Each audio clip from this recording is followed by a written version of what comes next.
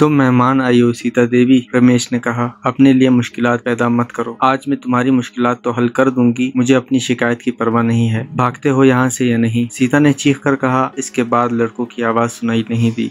लक्ष्मी की बच्ची, तुम्हें इतने बड़े बड़े लड़कों के साथ खेलते हुए शर्म नहीं आती? चल मैं तुम्हें घर छोड़ाऊं। तेरी माँ से कहूंगी कि तुम्हें पट्टा डाल कर रखे और इस गार के भूत तुम यही रहना। ये सीता देवी की आवाज थी। आखिरी अल्फाज उसने यकीनन मुझे मुखातिब करके कहे थे। मुझे गार में ना पाकर वो समझ गई होगी कि मैं यहाँ हूँ, क्योंकि इस दरार में मेरी राइफल तो उसी ने छुपाई थी। कार में एक बार फिर सन्नाटा छा गया। मैं अपनी जगह पर दुबका रहा। दरार में जिस जगह में बैठा हुआ था वहाँ हवा की आमदोरफ्त बिल्कुल नहीं थी। पसीने से मेरा जिस्म तर होने लगा था। मैं कुछ देर और वहीं बैठा रहा, फिर अपने आप को घसीटता हुआ दूसरी तरफ लकड़ियों के ढेर के करीब आ बैठा। यहाँ कुछ हवा आ रही थी। तकरीबन 10 मिनट बाद फिर गार में कदमों की आहट सुनाई दी। मैं मोहतात हो गया। ए जी, कहाँ हो तुम? ये सीता की आवाज थी। अब बाहर आ जाओ, कोई खतरा नहीं है। मैं अपने आप को घसीटता हुआ इस दरार से बाहर आ गया। सीता गार के दहाने से चंद फीट आगे खड़ी इस तरफ देख रही थी। उसके हाथ में एक पोटली भी थी। तुम इतनी जल्दी वापस आ गई? मेरा मतलब है तुम उस लड़की को बस्ती छोड़ने गई थी, मैंने कहा। उसे मैंने नीलम के साथ भेज दिया है, सीता ने जवाब दिया। नीलम कौन? मैंने उलझी हुई नजरों से उसकी तरफ देखा। चचा कुर्बान अली की बेटी, वो मेरे साथ आई थी, सीता ने कहा। मुझे अफसोस है सीता, मैं उस लड़की की कोई मदद ना कर सका। अगर तुम बर वक्त ना आ जाती तो इस लड़की के साथ न जाने क्या होता, मैंने कहा। क्या होता? सीता बोली। वो उसका बलात्कार करते और जब बस्ती वालों को पता चलता तो वो चंद रोज के लिए कहीं गायब हो जाते। हमारे धर्म में यही तो सबसे ज्यादा काबिल नफरत बात है। एक ही धर्म को जातों में तकसीम करके कोई आला जात बन बैठा है और किसी को नीच बना दिया गया है। नीच को पलीद और नापाक समझा जाता है। इनकी हवा भी ऊंची जात वालों को छू जाए तो कयामत आ जाती है। लेकिन बड़े बड़े धर्मात्मा जब किसी नीच जात की औरत को अपने बिस्तर की जीनत बनाते हैं तो इन्हें जात पात का कोई ख्याल नहीं आता। वो चंद लम्हे को खामोश हुई, फिर बात जारी रखते हुए कहने लगी। ये रमेश जम्मू के एक मंदिर के पंडित का बेटा है। यहाँ इसकी जमीन है। पंडित खुद तो जम्मू में रहता है और इसकी बीवी और बेटा यहीं रहते हैं। 20 दिन पहले भी इसने बस्ती की एक लड़की के साथ बलात्कार करने की कोशिश की थी। उसका बाप पंडित मनोहर लाल आजकल यहाँ आया हुआ है। मैं उसकी शिकायत जरूर करूंगी और मामा से भी कहूंगी। ये दिन ब दिन फैलता जा रहा है, इसका बंदोबस्त किया जाना जरूरी है। मैं गहरी नजरों से उसकी तरफ देख रहा था। उसके चेहरे पर गुस्से की सुर्खी नुमाया थी। मैंने उसमें एक तब्दीली भी महसूस की थी। पहले मुझसे बात करते हुए वो अपने आप को हम कहती रही थी और अब अपने लिए वाहिद का सीगा इस्तेमाल कर रही थी। माफ करना जी, वो मेरे करीब बैठते हुए बोली। मैं तुम्हारे लिए कपड़े और खाना वगैरह ले आई हूँ। इन कमबख्तों की वजह से इतनी देर हो गई। उसने पोटली खोल ली। मैंने चचा कुर्बान अली को तुम्हारे बारे में बता दिया था। उसने एक मरहम दिया है और फौरी तौर पर लगाने के लिए भी कहा है। वो कल सुबह सवेरे आकर तुम्हें देख लेगा। लो, पहले रोटी खा लो। नीलम आ जाए तो हम तुम्हारे जख्मों पर मरहम पट्टी लगा देंगे और कपड़े भी बदल देंगे। तो तुम मेरे कपड़े बदलोगी? यानी तुम और नीलम? मैंने हैरत से उसकी तरफ देखा। मर्दों के मुकाबले में औरतें अच्छी नर्सें और डॉक्टर साबित होती हैं, उसने मुस्कुराते हुए कहा। वैसे चिंता मत करो, हम तुम्हें कुछ नहीं कहेंगी। जब तुम्हारी मरहम पट्टी करने लगे तो तुम आंखें बंद कर लेना। उसने पोटली में से एक छोटा दस्तरखान निकाल कर अलग रख दिया। ये भी पोटली की तरह बंधा हुआ था। उसमें 4 रोटियां और एक केवड़े में भुनी हुई माश की दाल थी। तुम रोटी खाओ, मैं तुम्हारे लिए पानी लेकर आती हूँ। उसने बड़ी पोटली से कपड़ों में रखा हुआ एक एल्युमिनियम का एक छोटा सा डोल निकाल लिया। उसमें 5-6 गिलास पानी आ सकता था। वो डोल लेकर गार से बाहर चली गई और मैं रोटी खाने लगा। मैं पता नहीं कब से भूखा था। नवाले तकरीबन साबित ही निकलता जा रहा था। चंद मिनट बाद सीता पानी लेकर आ गई तो मैंने भी अपने आप को संभाल लिया। तकरीबन आधे घंटे बाद नीलम भी आ गई। उसे देखकर मैं पलके झपकाना भूल गया। माना सीता भी बहुत हसीन थी, लेकिन नीलम की बात ही कुछ और थी। उसकी उम्र 20-21 के लगभग रही होगी। भरपूर जवानी थी जो देखने वाले को मैसूर कर रही थी। देखो, बात यह है कि मैंने बारी बारी दोनों की तरफ देखते हुए कहा। तुम्हारे सामने कपड़े उतारते हुए मुझे शर्म आ रही है। वो मरहम मुझे दे दो, मैं खुद ही लगा लूंगा और कपड़े भी बदल लूंगा। तुम दोनों गार से बाहर चली जाओ। सीता ने पोटली में से एक गोल डिबिया और एक बोतल निकाल कर मेरे सामने रख दी और गालिबन पुरानी साड़ी फाड़ कर एक पट्टी भी तैयार कर ली। ये स्प्रिट है, उसने बोतल की तरफ इशारा किया। पहले जख्म को अच्छी तरह साफ कर लेना। अगर हिम्मत ना हो तो हमें आवाज दे लेना। वो दोनों गार से बाहर चली गईं और फिर जिस तरह मैंने स्प्रिट से जख्म साफ करके मरहम लगाकर पट्टी बांधी वो मैं ही जानता था। और फिर मैंने कपड़े भी बड़ी मुश्किल से तब्दील किए थे और फिर मेरी आवाज सुनकर वो दोनों अंदर आ गई। मेरा ख्याल है इसे यहाँ रखना मुनासिब नहीं है। कोई न कोई इस तरफ आ सकता है। नीलम ने मेरी तरफ देखते हुए कहा। तो फिर क्या इसे बस्ती में ले चले? सीता बोली। नहीं। नीलम ने नफी में सर हिला दिया। हुजूरी बाबा के मजार और चश्मे के करीब ही एक गार है। पहले जब गांव में मुसलमान रहते थे तो इस मजार पर लोगों की आमदोरफ्त जारी रहती थी। मुसलमानों के यहाँ से चले जाने के बाद ये मशहूर कर दिया गया कि वहाँ बदरूहों का डेरा है। हिंदू तो वैसे भी तोहमत परस्त होते हैं, कोई इस तरफ जाने की हिम्मत नहीं करता और मेरा ख्याल है कि वो जगह इसके लिए सबसे ज्यादा महफूज रहेगी। क्या नाम बताया तुमने? हुजूरी बाबा। सीता बोली। हाँ, मुझे याद आ रहा है जब मैं यहाँ आई थी तो मामा ने कहा था कि जहाँ भी चाहो घूमती फिरो, मगर हुजूरी बाबा के मजार की तरफ ना जाओ। वैसे वो जगह यहाँ से कितनी दूर है? उस तरफ, आधा कोस। नीलम ने एक तरफ इशारा किया। इतनी देर तक चल सकोगे? सीता ने सवालिया निगाहों से मेरी तरफ देखा। कोशिश कर लूंगा, मैंने जवाब दिया। नीलम ने सारी चीजें समेट ली। सीता ने मुझे सहारा देकर उठा दिया। मैं राइफल को लाठी की तरह टिकाता हुआ उनके साथ चल पड़ा, लेकिन मैं ज्यादा दूर नहीं चल सका। उन दोनों ने मुझे दोनों तरफ से सहारा दिया और हम चट्टानों में घूमते हुए आधा कोस का फासला तकरीबन 1 घंटे में तय कर सके। वो गार मेरे हिसाब से भी वाकई बहुत महफूज थी। एक छोटा सा चश्मा था जिसका पानी एक छोटी सी नदी की सूरत में गनगनाता हुआ नशेब की तरफ बह रहा था। चश्मे की बाईं तरफ तकरीबन 20 गज के फासले पर चट्टान के दामन में एक पुख्ता कब्र थी जिस पर सब्ज रंग किया हुआ था। कब्र पर और उसके इर्द गिर्द चबूतरे पर सूखे हुए फूल बिखरे हुए थे। चश्मे के दूसरी तरफ एक ऊंची पहाड़ी थी जो सब्जे से ढकी हुई थी और वो गार उस पहाड़ी में जमीन की सतह से तकरीबन 100 फुट की बुलंदी पर था। गार के दहाने के सामने दरख्तों और कदआदम झाड़ियों की भरमार थी। मैं गार के दहाने पर उन झाड़ियों में बैठकर न सिर्फ इस चश्मे बल्कि तकरीबन आधा कोस दूर नशेब में बस्ती को भी देख सकता था। और सबसे अच्छी बात ये थी कि इस गार के पिछली तरफ एक तंग रास्ता भी था जो जरूरत के वक्त फरार के लिए इस्तेमाल किया जा सकता था। गार साफ सुथरा था। एक तरफ लंबी चौड़ी जगह पर गेहूं के खुश्क पौधे की लंबी चौड़ी दिबरेज तह जमी हुई थी जिसे बिस्तर के तौर पर इस्तेमाल किया जा सकता था। जब हुजूरी बाबा के मजार पर लोग आते होंगे तो ये गार इस्तेमाल होता होगा। सूरज गुरूब होने में तकरीबन 1 घंटा बाकी था। गार के बाहर धूप मांद पड़ चुकी थी। हम चलते हैं, नीलम ने मेरी तरफ देखते हुए कहा। बाबा कभी मजार पर फूल वगैरह डालने के लिए इधर आ जाते हैं, इनके अलावा और कोई यहाँ नहीं आता। मैं बाबा को बता दूंगी, वो सुबह सवेरे तुम्हारे लिए खाना भी ले आएगा।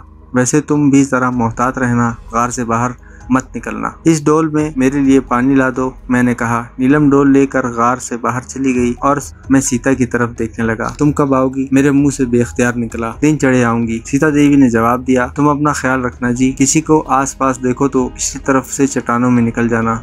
तुम्हें मेरी इतनी फिक्र क्यों है? मैंने पूछा। तुम मुझे अच्छे लगते हो, उसने नजरें झुकाकर जवाब दिया। अगर अच्छे ना लगते तो मैं तुम्हें उठाकर उस गार में ना ले जाती। शुक्रिया सीता देवी जी, मैं कल तुम्हारा इंतजार करूंगा, मैंने मुस्कुराते हुए जवाब दिया। नीलम पानी ले आई, मैंने डोल करीब रख लिया। वो दोनों मेरी तरफ देखते हुए रुखसत हो गई। मैं गार के दहाने पर बैठा झाड़ियों की आड़ से इन्हें उस वक्त तक देखता रहा जब तक वो नजर आती रही। शाम का अंधेरा फैलने के बाद भी मैं देर तक वहीं बैठा रहा और फिर उठकर अंदर आ गया। अंधेरा होते ही मच्छरों ने यलकार कर दी थी। ये गनीमत था कि सीता मेरे ओढ़ने के लिए एक चादर भी ले आई थी। मैंने मच्छरों से बचने के लिए चादर ओढ़ ली और मुंह भी छुपा लिया और फिर पता नहीं कब मैं नींद की आगोश में पहुंच गया। चाचा कुर्बान अली सुबह सूरज निकलने से पहले ही पहुंच गया था। उसने मुझे जगाया था। एक लम्हे को तो मैं बदहवास हो गया था, लेकिन उसकी सूरत देखकर मुझे इत्मीनान हो गया। कुर्बान अली की उम्र 60 के लगभग रही होगी। खशखशी सफेद दाढ़ी, सर के बाल भी बर्फ की तरह सफेद थे। वो मुझसे बड़ी हमदर्दी से पेश आया। वो मुझे एक आम कश्मीरी मुजाहिद समझ रहा था, लेकिन जब मैंने उसे अपना नाम बताया तो उसकी आंखों में तशवीश की लहर उभर आई। तुम्हें तलाश करने के लिए तो पूरी फौज हरकत में आ चुकी है। जंगलों और पहाड़ों में भी तुम्हें तलाश किया जा रहा है। यूँ तो माजी में भी मुजाहिदीन के बाज़ लीडरों की तलाश के सिलसिले में पुलिस और फौज सरगर्म रही है, लेकिन ये पहला मौका है कि किसी की तलाश में हेलीकॉप्टर इस्तेमाल किए जा रहे हैं। तुम खुशनसीब हो कि बच कर यहाँ तक आन पहुँचे हो, लेकिन अपने आप को महफूज मत समझना। तुम्हें बहुत ज़्यादा एहतियात की ज़रूरत है। सीता देवी कैसी है? क्या उस पर एतमाद किया जा सकता है? मैंने पूछा। एतमाद? कुर्बान अली मुस्कुरा दिया। अगर वो काबिल एतमाद ना होती तो अब तक तुम्हारी जिंदगी का खात्मा हो चुका होता। वैसे तो जिंदगी और मौत खुदा के हाथ में है, लेकिन इस वक्त तुम्हें सीता ही का शुक्रगुजार होना चाहिए। अगर वो इस तरफ ना निकलती तो तुम इन पहाड़ों में बेहोशी की हालत में ही खत्म हो चुके होते। वैसे ये लड़की मेरी समझ में नहीं आ सकी। इसका मामा जसवंत सिंह कट्टर हिंदू है, काली की पूजा करने वाला, लेकिन मुझे हैरत है कि सीता के ख्यालात अपने खानदान वालों से इतने मुख्तलिफ क्यों हैं। तुम्हें उसकी तरफ से परेशान होने की जरूरत नहीं। वो चंद लम्हे को खामोश हुआ, फिर बोला। उसने तुम्हें जख्मी और बेहोश पड़े हुए देखा था, तो हो सकता है महज इंसानी हमदर्दी की बिना पर तुम्हें उठाकर गार में ले गई हो, लेकिन तुम्हारी टांग का जख्म देखते हुए जब उस पर इंकशाफ हुआ होगा कि तुम मुसलमान हो तो तुमसे उसकी हमदर्दी और बढ़ गई। उसने मुझे कल ही तुम्हारे बारे में सब कुछ बता दिया था और मुझसे तुम्हारी मदद की दरख्वास्त की थी। तुम्हें गार में छुपा कर वो तुम्हारी मदद करने का फैसला करके उसने अपनी जिंदगी भी खतरे में डाल दी है। वो अब अपनी जान तो दे देगी मगर तुम्हारे बारे में किसी को कुछ नहीं बताएगी। हम काफी देर तक सीता के बारे में बातें करते रहे। इस दौरान कुर्बान अली ने मेरे जख्म का मुआयना करके नई पट्टी बांध दी। तुम्हारा जख्म काफी बिगड़ चुका है मगर परेशान होने की जरूरत नहीं, अलबत्ता तुम्हें चंद रोज मुकम्मल आराम की जरूरत है। कुर्बान अली ने कहा, तुम्हारे लिए ये जगह महफूज है, इस तरफ कोई नहीं आता। सिर्फ मैं हफ्ते में 1-2 मरतबा यानी जुमेरात के दिन हुजूरी बाबा के मज़ार पर आया करता हूँ। अब हर 2 दिन बाद आया करूँगा तुम्हें देखने के लिए। इस तरफ मेरी ज्यादा आमदोरफ्त किसी के दिल में शुबा पैदा कर सकती है, लेकिन ये लड़कियाँ तुम्हारी देखभाल के लिए आती रहेंगी। नीलम ने हिकमत के हवाले से मुझसे बहुत कुछ सीख रखा है, वो तुम्हारा ख्याल रखेगी। वो चंद लम्हे को खामोश हुआ, फिर जेब से गोल डिबिया निकालते हुए बोला, मेरे पास गोलियां और इंजेक्शन वगैरह तो नहीं हैं, लेकिन ये दवाइयां ऐसी हैं जो गोलियों और इंजेक्शनों से ज्यादा मुअस्सर हैं। ये दोनों दवाइयां दिन में 3 मरतबा खानी है। एक खुराक तो अभी खा लो, फिर दोपहर और शाम को खानी होगी। दोनों डब्बियों में माजून जैसी कोई चीज भरी हुई थी। इनके रंग मुख्तलिफ थे मगर दोनों बेहद कुछ जायका थी। मैंने उंगली से लगाकर ही चाट ली। ये काली रंग की दवा तुम्हारा जख्म खुश करेगी, कुर्बान अली कह रहा था, और ये सफेद दवा न सिर्फ तुम्हारे दर्द को कम करेगी बल्कि तुम्हें तवानाई भी फराहम करेगी। पहाड़ों और जंगलों में पाई जाने वाली जड़ी बूटियों में बड़ी तासीर होती है। जरूरत इस बात की है कि इन्हें सही तरीके से इस्तेमाल किया जाए। वो देर तक जड़ी बूटियों के बारे में बातें करता रहा। बाहर धूप फैलने लगी थी। अब तुम नाश्ता कर लो और आराम करो, ज्यादा चलने फिरने की कोशिश मत करना। दोपहर को नीलम तुम्हारे लिए खाना लेकर आ जाएगी और अगर किसी वक्त ज्यादा तकलीफ हो तो नीलम को बता देना। कुर्बान अली उठकर खड़ा हो गया। उसने इधर उधर देखा और पानी का डोल उठाकर बाहर चला गया। कुर्बान अली मेरे लिए नाश्ते के अलावा खाने की 1-2 और चीजें भी लेकर आया था। 10 मिनट बाद वो डोल में चश्मे से ताज़ा पानी भर कर ले आया और मुझे मोहतात रहने और आराम करने का मशवरा देकर रुखसत हो गया। मैंने डोल के कुछ पानी से मुंह धोया, कुल्ली की और नाश्ता करने लगा। नाश्ते के बाद मैं गार के दहाने पर झाड़ियों की आड़ में बैठ गया और नशेब में फैली हुई वादी को देखने लगा। बस्ती के कई घरों से धुएं की लकीरें उठती हुई दिखाई दे रही थी। मैं बैठे बैठे थक गया तो गार के अंदर आकर लेट गया। मेरी टांग में अगरचा हल्का हल्का दर्द हो रहा था, लेकिन शायद तनाव और खिंचाव की जो कैफियत पहले थी उसमें बड़ी हद तक कमी आ गई थी। नीलम और सीता 3 बजे के करीब आई थी। मैं उस वक्त गनूदगी में था, लेकिन उनके आ जाने से मेरी नींद काफूर हो गई थी। वो मेरे लिए खाना और कपड़े का एक जोड़ा और एक कंबल भी ले आई थी। गुज़िश्ता रात अगरचा मैंने चादर ओढ़ रखी थी, लेकिन रात भर सर्दी में ठिठुरता रहा था। कंबल के लिए सुबह मैंने कुर्बान अली से कहा था। सीता ने चश्मे से पानी लाकर मेरा मुंह हाथ धुलाया। पानी लाने के लिए वो घी का एक खाली डब्बा साथ लेकर आई थी। मैं खाना खा रहा था और वो दोनों मेरे सामने बैठी हुई थी। सीता बड़े गौर से मुझे देख रही थी। क्या देख रही हो? मैंने नवाला मुंह में रखते हुए पूछा। तुम्हारी उम्र कितनी होगी? उसने सवाल किया। 17 साल, मैंने जवाब दिया। बल्कि 17 साल 1 महीना और 6 दिन। चाचा कुर्बान ने बताया था कि तुम्हारा नाम शिमरोज है। सीता बोली। क्या वाकई तुम ही शिमरोज हो जिसकी तलाश में पूरी रियासत की पुलिस और फौज पहाड़ों और जंगलों की खाक छानती फिर रही है, और जिसने चंद रोज पहले अपने साथियों की मदद से गंदरबल के करीब एक बहुत बड़े फौजी कानवाय को तबाह किया था? हाँ, मैं वही शिमरोज हूँ। लेकिन क्या तुम मुझे अपने फौज के हवाले करने का इरादा कर रही हो? मैंने कहा। नहीं। वो मुस्कुरा दी। मुझे यकीन नहीं आ रहा। और तुम्हारे साथ एक लड़की भी तो थी जो पहलगाम के करीब किसी जगह हमारे फौजियों के हाथों शहीद हो गई। मैं भी उसी झड़प में जख्मी हुआ था, मैंने बताया। मुझे उस लड़की के बारे में बताओ, सीता बोली। काश वो जिंदा होती, मैं उसके पैर धो धो कर पीती। ऐसी बहादुर लड़कियां तो सदियों में पैदा होती हैं। तुम भी बहुत अजीम हो, मैंने जवाब दिया, ये जानते हुए भी कि मैं कौन हूँ। मेरे हाथों तुम्हारी फौज को कितना नुकसान हो चुका है। मेरी तलाश में हेलीकॉप्टर तक इस्तेमाल किए जा रहे हैं। तुम्हें मुझसे हमदर्दी है और उसकी वजह मैं बता चुकी हूँ। सीता ने मेरी बात काट दी। मुझे अंगूरी के बारे में बताओ। तुम दोनों का नाम हमेशा एक साथ सुना गया है। मामा से जो बातें सुनी है उनसे अंदाजा होता है कि हमारी सेना पर तुम्हारे नाम की बड़ी दहशत है, इसलिए तुम्हारी तलाश में हेलीकॉप्टर तक इस्तेमाल किए जा रहे हैं। अंगूरी, काश वो जिंदा होती और काश मैं अंगूरी बन सकती। तुम भी अंगूरी बन सकती हो, मैंने जवाब दिया। मेरी नजरें उसके चेहरे पर मरकूज थीं। मुझे यहाँ पनाह देकर और मेरी मदद करके तुमने भी एक बहुत बड़ा कारनामा सरअंजाम दिया है। अंगूरी ने राइफल उठाकर अपनी जिंदगी दांव पर लगा दी थी और तुमने राइफल को हाथ लगाए बगैर मुझे पनाह देकर अपनी जिंदगी दांव पर लगा दी है। अगर किसी को इसका पता चल जाए तो तुम्हारा जो हशर किया जाएगा तुम इसका सोच भी नहीं सकती। तुमने अनजाने में मुझे पनाह देकर जो कारनामा अंजाम दिया है इसके लिए पूरी कश्मीरी कौम तुम्हारी एहसानमंद होगी। अनजाने में नहीं, सीता बोली। किसी उग्रवादी को पनाह देना भी संगीन जुर्म समझा जाता है। मैंने जब तुम्हें जख्मी और बेहोशी की हालत में उठाया था तो उस वक्त मेरे दिल में सिर्फ इंसानी हमदर्दी थी, लेकिन तुम्हारे जख्म का जायजा लेते हुए जब मैंने देखा कि तुम मुसलमान हो तो मुझे समझने में देर नहीं लगी कि तुम मुजाहिद हो। जख्मी होने के बाद छुपते छुपाते इस तरफ निकल आए हो और आज जब चाचा कुर्बान ने तुम्हारा नाम बताया तो मुझे इतनी खुशी हुई कि तुम अंदाजा नहीं लगा सकते। मुझे सीता की बातें सुनकर वाकई हैरत हो रही थी। क्या वाकई उसे कश्मीरी मुसलमानों से इतनी हमदर्दी थी, और क्यों? इसकी वजह क्या थी? क्या वो कश्मीरी मुसलमानों को वाकई मजलूम समझकर उनसे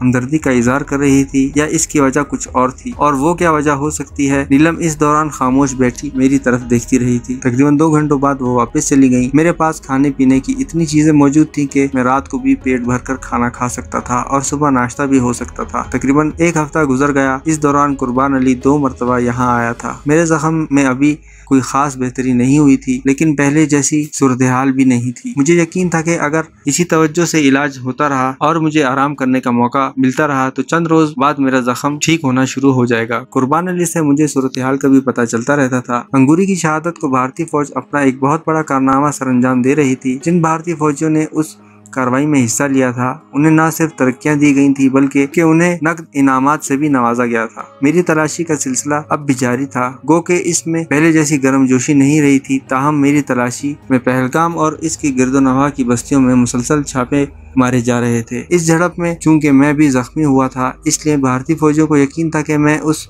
इलाके से ज्यादा दूर नहीं गया हूँगा और किसी बस्ती या फार्म हाउस में पनाह लिए हुए हूँगा या पहाड़ों में किसी गार में छुपा हुआ हूँ। इस इलाके में दूर दूर तक पहाड़ियों और जंगलों में भी मुझे तलाश किया जा रहा था। ये बात तो शायद वो लोग सोच भी नहीं सकते होंगे कि मैं जख्मी हालत में 2 दिन तक मुसलसल सफर करते हुए वहाँ से कितनी दूर निकल चुका हूँगा। और शायद यही वजह थी कि डोडा की तरफ मेरी तलाशी पर ज्यादा जोर नहीं दिया जा रहा था। दूसरी तरफ भारतीय फौजियों के खिलाफ मुजाहिदीन की सरगर्मियां भी जारी थी। पूरी वादी में फौजी छावनियों, कैंपों और फौजी काफिलों पर मुजाहिदीन के हमले जारी थे। डोडा में भी मुजाहिदीन की सरगर्मियों की खबर मुझे कुर्बान अली से मिलती रहती थी। अभी 2 दिन पहले डोडा से चंद मील दूसरी तरफ एक कार्रवाई में मुजाहिदीन ने 15 फौजियों को हलाक किया था, जिनमें एक कर्नल भी शामिल था। भारतीय फौजी डोडा के गिरदोनवा में छोटी छोटी बस्तियों पर भी कश्मीरी मुजाहिदीन की तलाश में छापे मार रहे थे, लेकिन ये बस्ती उनकी चीरा दस्तियों से महफूज थी। और इसकी वजह ये भी थी कि एक घर के सिवा इस बस्ती की तमाम आबादी कट्टर हिंदुओं पर मुश्तमिल थी और यहाँ से कोई खतरा नहीं था। चंद रोज और गुजर गए। अब मेरा जख्म ठीक होना शुरू हो गया था। सीता और नीलम रोजाना ही किसी न किसी तरह छुप छुपा कर यहाँ आ जाती थी। उनकी वजह से भी मुझे बड़ा हौसला मिलता था। सीता देवी की बातों से मेरी बड़ी ढारस बंदी थी। उनसे भी मुझे बहुत सी बातें मालूम होती रहती थी। नीलम कुछ लिए दिए रहती थी, लेकिन सीता मुझसे कुछ ज्यादा ही बेतकल्लुफ हो गई थी। मुझे भी वो अच्छी लगने लगी थी और मैं भी ज्यादातर उससे ही बातें करता था, जबकि नीलम खामोश बैठी हमारी बातें सुनती रहती थी। कभी वो हम दोनों को बातें करता छोड़कर गार से बाहर चली जाती। ऐसे ही एक मौके पर सीता बातें करते हुए मेरी तरफ झुक गई और फिर अचानक ही उसने मुझे अपनी गिरफ्त में लेकर अपने होंठ मेरे गाल पर रख दिए। मेरे दिमाग में धमाके होने लगे, पूरे जिस्म में करंट सा दौड़ गया। गार के बाहर कदमों की आहट सुनकर सीता ने तो मुझे छोड़ दिया, लेकिन मैं देर तक अपने गाल पर उसके होंठों की तपिश महसूस करता रहा। नीलम ने अंदर दाखिल होकर हमारी तरफ देखा और फिर उसके होंठों पर खफीफ सी मुस्कुराहट आ गई। मेरे चेहरे को देखकर शायद उसने सूरत-ए-हाल का अंदाजा लगा लिया था। उस रोज वो मामूल से ज्यादा देर तक मेरे पास रही थी। उनकी वजह से मुझे बड़ा सहारा था और ये मेरी खुशकिस्मती थी कि किसी को उन पर शुबा नहीं हुआ था कि वो बस्ती से निकलकर कहाँ गायब रहती हैं। एक रोज मैंने उनसे ये बात पूछी भी थी और सीता ने मुस्कुराते हुए कहा था, मैं सैर व तफरीह के लिए यहाँ आई हूँ, घर में कैद होकर बैठने के लिए नहीं। मेरा मामा बस्ती का मुखिया है, कोई मेरी तरफ उंगली उठाने की हिम्मत नहीं कर सकता। और वैसे भी हम बस्ती से निकलकर न जाने कहां कहां घूमती हुई इस तरफ आती हैं, किसी को हम पर शुबा नहीं हो सका। 20-22 दिन गुजर गए। मेरा जख्म अब काफी बेहतर हो गया था और मैं गार के अंदर थोड़ा बहुत चलने भी लगा था। चाचा कुर्बान अली अब भी दूसरे तीसरे दिन चक्कर लगा लेता था। उसकी तवज्जो से ही मैं उठकर चलने के काबिल हो सका था। सीता अब कभी कभी अकेली भी आ जाती थी और जब वो अकेली आती तो कुछ ज्यादा ही खुलने की कोशिश करती। मेरी मज़ामत उसके इरादों में रुकावट बनी हुई थी। उस गार में 1.5 महीना बीत गया। इस दौरान सिर्फ एक मरतबा भारतीय फौजियों की एक पार्टी बस्ती में आई थी। वो सुबह 10 बजे से दोपहर 3 बजे तक मुखिया के मेहमान रहे थे। मुखिया ने उनकी खूब खातिर मदारत की थी और इन्हें इत्मीनान दिलाया था कि बहुत अरसे से इस तरफ कोई भगोड़ा मुजाहिद नहीं आया, यहाँ सब शांति ही शांति है। उस बेचारे को क्या पता था कि उसकी भांजी मुजाहिदीन के सबसे खतरनाक लीडर को पनाह दिए हुए है। अब ये बात भी मेरी समझ में आ गई थी कि हिंदू होने के बावजूद सीता को हिंदुओं से इतनी नफरत और कश्मीरी मुसलमानों से इतनी हमदर्दी क्यों थी। ये बात मुझे सीता ने ही बताई थी। सीता के चचा का बेटा गोपाल सिंह इंडियन आर्मी में कैप्टन था और 6 महीने कश्मीर में ड्यूटी देकर गया था। ये पिछले साल की बात थी। सीता जयपुर में थी और ग्रेजुएशन कर रही थी। बशीर अहमद नाम का एक मुसलमान लड़का भी सीता का दोस्त था।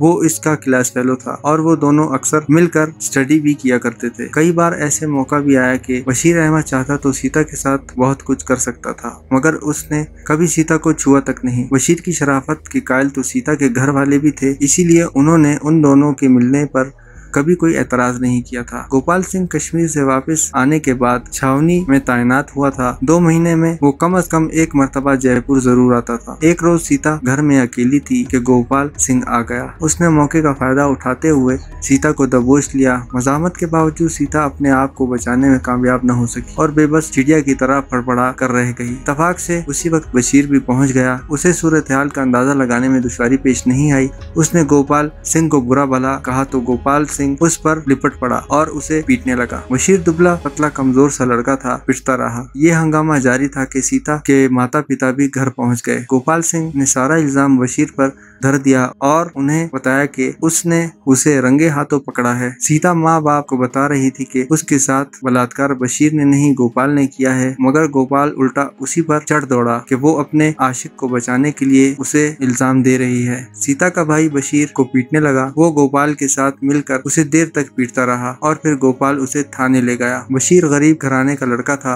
और मुसलमान था। गोपाल एक मुअज़्ज़िज़ घराने का फर्द था और फौज में कैप्टन था।